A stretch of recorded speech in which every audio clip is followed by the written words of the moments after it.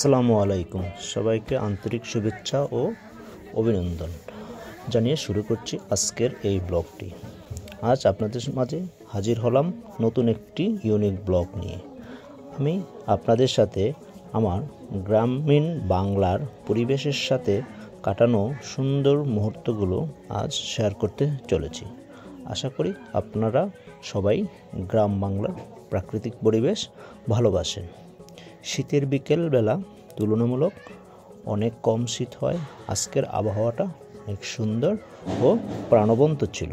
হালকা মৃদু বাতাস, সব মিলে বিকেলবেলার পরিবেশটা ছিল বড়ই মনোমুগ্ধকর।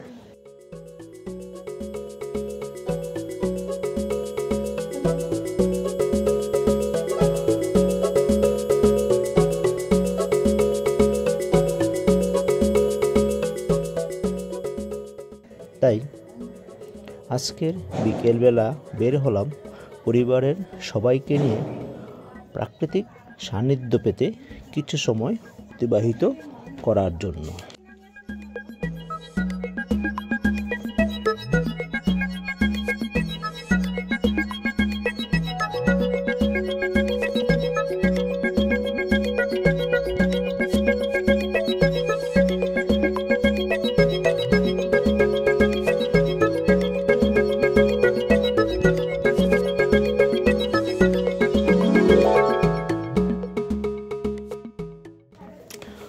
প্রায় দীর্ঘদিন ধরে গ্রামের এই মেঠোপথের রাস্তা দিয়ে আসা হয় না।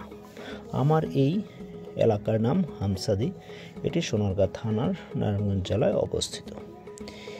এই মেঠো রাস্তাটি মূলত উপজেলা শহরের সাথে যাতায়াতের জন্য গ্রামের মানুষের জন্য তৈরি।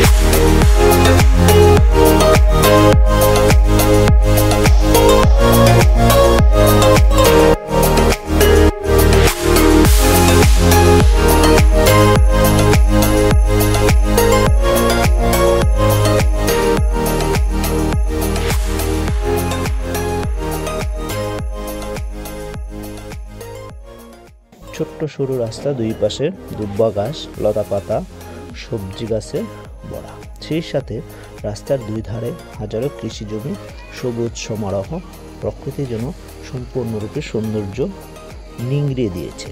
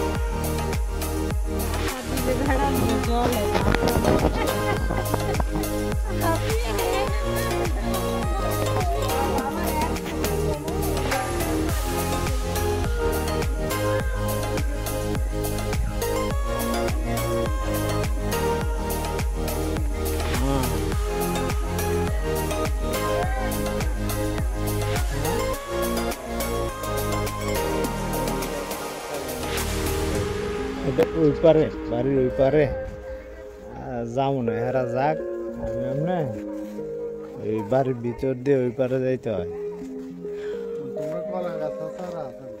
কলা গাছ ছাড়া বাবাই জানা, আমি তো বাড়িতে আমি জিগাবো না বাবারে গিয়ে।